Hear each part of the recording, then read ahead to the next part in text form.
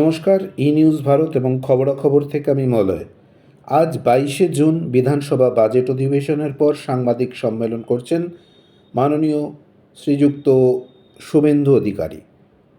সঙ্গে আছেন অর্থমন্ত্রী স্বপন দাশগুপ্ত। কি বললেন শুভেন্দুবাবু সাংবাদিকদের মুখোমুখি হয়ে, শুনুন। করেছিলেন এপ্রিল, মে, জুন, জুলাই এই 4 মাস ধরে ভোট অন অ্যাকাউন্টের দ্বারা আমাদের এখানকার অর্থনীতি বা বাজেট নিয়ন্ত্রিত হচ্ছে।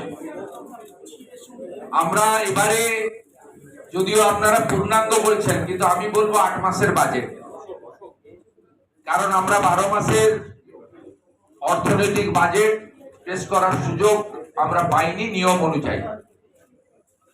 2026-27 অর্থবর্ষে আগামী 31শে মার্চ 2027 পর্যন্ত এই বাজেট তার আজকে রাজ্য বিধানসভায় আমাদের রাজ্যের মাননীয় অর্থমন্ত্রী, কৃতি শিক্ষাবিদ ডক্টর স্বপন দাশগুপ্ত মহোদয় বক্তব্য পেশ করেছেন। আমার সাথে ডক্টর স্বপন দাশগুপ্ত আছেন এবং অর্থ দপ্তরের রাষ্ট্রমন্ত্রী, শিক্ষক, উত্তরবঙ্গের মুখ আনন্দময় বর্মন রয়েছেন। আপনাদের কাছে এই বাজেটে আপনারা ইতিমধ্যে, যেহেতু সরাসরি আপনাদের শোনার এবং দেখার সুযোগ হয়েছে, মুদ্রিত বাজেটের বই বাংলা এবং ইংরেজি আকারে সকলকে দেওয়া হয়েছে, সব পয়েন্ট আপনারা জেনে গেছেন।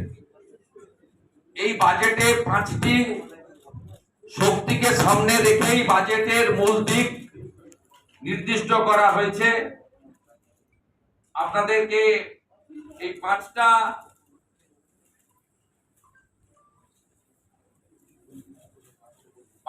বিষয়কে সামনে রেখেই আমাদের মূল বিষয়টা মাননীয় অর্থমন্ত্রী পড়েছেন, এবং এখানে মোট 4,38,000 এবং তারও কিছুটা বেশি কোটি টাকার বাজেট পেশ করা হয়েছে, যে বাজেট কার্যত আমাদের আয় ব্যয়ের মধ্যে প্রয়োজনীয় সোর্স, ফান্ড সোর্স এবং কোথায় থেকে আমরা পেতে পারি এবং বিগত কয়েকটি বছরের জমা খরচের হিসাবকে সামনে রেখেই পেশ করা হয়েছে। এক্ষেত্রে এক কথায় যদি বলা যায়, এবারের বাজেটে যে 5টি শক্তির কথা বলা হয়েছে, সেবা শক্তি, শিল্প শক্তি, জ্ঞান শক্তি সহ ফ্রুটসেরও এখন ফুড প্রসেসিং অনেক ইউনিট হয়েছে, সেখানে তার উদ্যোগের কথা বলা হয়েছে। এমএসএমইর জন্য স্পষ্ট নির্দেশিকা রাখা হয়েছে, এর মধ্য দিয়ে ব্যাপক কর্মসংস্থান হতে পারে। তৃতীয় হচ্ছে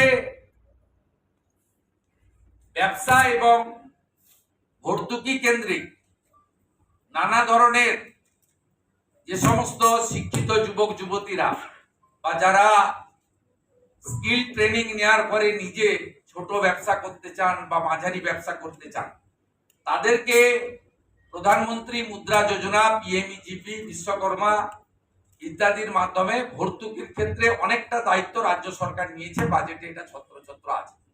এই 3 ভাবে আমাদের এখানে কর্মসংস্থানের দিগন্ত উন্মোচিত হবে। এর সুফল আগামী 6-8 মাসের মধ্যেই আপনারা দেখতে পাবেন। প্রত্যেকটা জিনিসের একটা প্রসেস থাকে, একটু সময় লাগে, এবং মহিলাদের সংরক্ষণের কথাও আমরা বলেছি। বিশেষ করে আমার পাহাড়ি লোকেদের সুবিধা হবে। ইএফআর এ দীর্ঘদিন ধরে নিয়োগ ছিল না। 1000 নতুন ইস্টার্ন ফ্রন্টিয়ার রাইফেলে নিয়োগ হবে, যার মধ্যে 30% আমাদের মহিলারা থাকবেন, বোনেরা থাকবেন। এর বাইরে যদি আপনি বলেন, শিল্প কর্মসংস্থানের বাইরে অন্নদাতা ভগবান কৃষকদেরকে দুহাতে এই বাজেটে দেওয়া হয়েছে।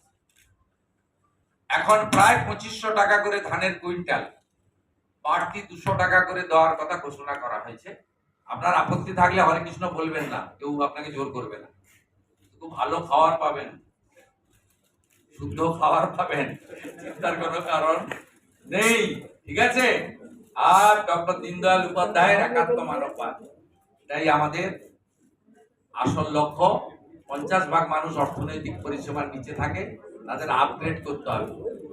আদিবাসীদের জন্য আমরা ধরতি আবা, ভাইব্রেন্ট ভিলেজ, আদিবাসী বিশ্ববিদ্যালয়, একলব্য স্কুল, লোধা শবর টোটো সহ প্রাচীন জনজাতিদেরকে তাদের বাড়িতে আমরা সপ্তাহে খাবারের প্যাকেট পৌঁছে দেব। ওটাও যাতে মাঝ রাস্তায় হাফিস না হয়, বায়োমেট্রিক চালু করছি, তাদের কাছে যাতে পৌঁছায় সেই ছবি, ভিডিও এবং বায়োমেট্রিক আমাদের পাঠাতে হবে।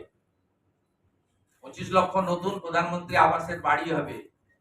জল জীবন মিশনের জল যাবে। কুড়মালি ভাষা সংস্কৃতির জন্য বরাদ্দ হয়েছে অর্থ। রাজবংশী ভাষা তার ঐতিহ্য রক্ষা করার জন্য বরাদ্দ হয়েছে অর্থ। এবং অন্যান্য নেপালি সহ অন্যান্য যে সমস্ত জনপ্রিয় আঞ্চলিক ভাষা রয়েছে তাদের জন্য আমরা আমাদের যে তহবিল তৈরি করা হয়েছে, সাংস্কৃতিক তহবিল, সেখানে আমরা তাদের জন্য সহযোগিতা করব। পাহাড়ও হাসছে, তরাই ডুয়ার্সের কথাও আছে, দীঘা মন্দারমণিকে সাজানোর কথাও আছে, সুন্দরবনকে বাঁচানোর কথাও আছে, পুরুলিয়া সুন্দরবনে দুটো সুপার স্পেশালিটি হসপিটালের কথাও আছে, উত্তরবঙ্গে এইমস, IIM, IITর কথাও উল্লেখ করা হয়েছে, বলে আর শেষ করা যাবে না। সময় দিন, সাহায্য করুন, সহযোগিতা করুন। আর সোশ্যাল মিডিয়াতে যত সমালোচনা করবেন তত কাজের গতি বাড়বে। এটুকুই বলে আজকের বাজেটকে মুখ্যমন্ত্রী হিসেবে স্বাগত জানিয়ে মাননীয় অর্থ পূর্ণমন্ত্রী, অর্থ রাষ্ট্রমন্ত্রী সহ প্রধান সচিব সহ অর্থ বিভাগ যেভাবে এই অল্প দিনের মধ্যে একটি ইনক্লুসিভ বাজেট, বহুমুখী উদ্দেশ্যযুক্ত এবং অর্থনীতিকে সুন্দরবনে গাঢ় করে, অতিরিক্ত ঋণ নেওয়ার কথাও বলা নেই, আবার অতিরিক্ত ডেফিসিটও নেই, সামান্য 1-2 কোটি টাকার ডেফিসিট আছে।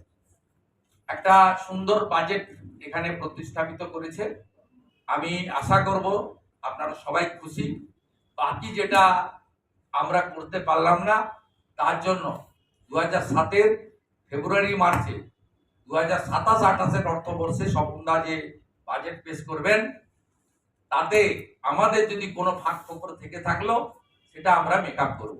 আমাদের সাংবাদিক বন্ধুদের জন্য আমরা রিটায়ার করার পরে আগে 2000 টাকা করে একটা ছিল আগের সরকারের, সেই 2000 টাকাও আমি যেহেতু আইএনসির মিনিস্টার, আমি গিয়ে লিস্ট দেখলাম 156 জন পান, খুব পছন্দের লোকেরা পান, পছন্দের লোকেরা পান না, একদম দাম আমাদের কাছে পছন্দ অপছন্দ কেউ থাকবে না। সুন্দর প্রামাণ্য দিয়ে রিটায়ার্ড সাংবাদিকরা আবেদন করবেন। আমরা এই বাজেটটা আগস্ট থেকে, এই বাজেটটা তো ওই 4 মাসের নয়, মানে এপ্রিল মে জুন জুলাই নয়, আবেদন করবেন। আমি আবেদন নয়, চিঠি দেবেন। আবেদন ভাষা আমি প্রত্যাহার করছি, চিঠি দেবেন আমার। আপনারা 5000 টাকা করে পেনশন পাবেন। জরুরি অবস্থায় যারা জেলে গেছিলেন তাদেরকে মাসে 10,000 টাকা করে ভাতা দেওয়া হবে, সাম্মানিক দেওয়া হবে, ভাতা বলবো না।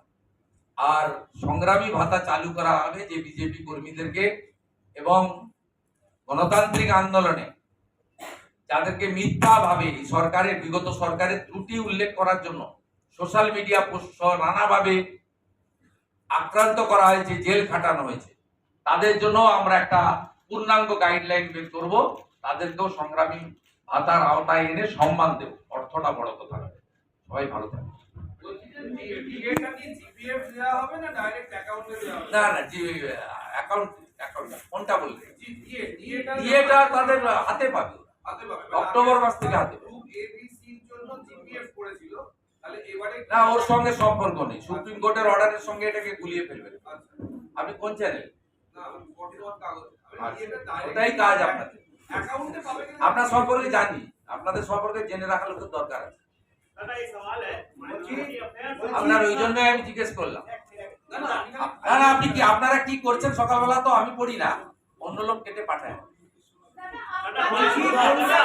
শুভেন্দুদা শুভেন্দুদা শুভেন্দুদা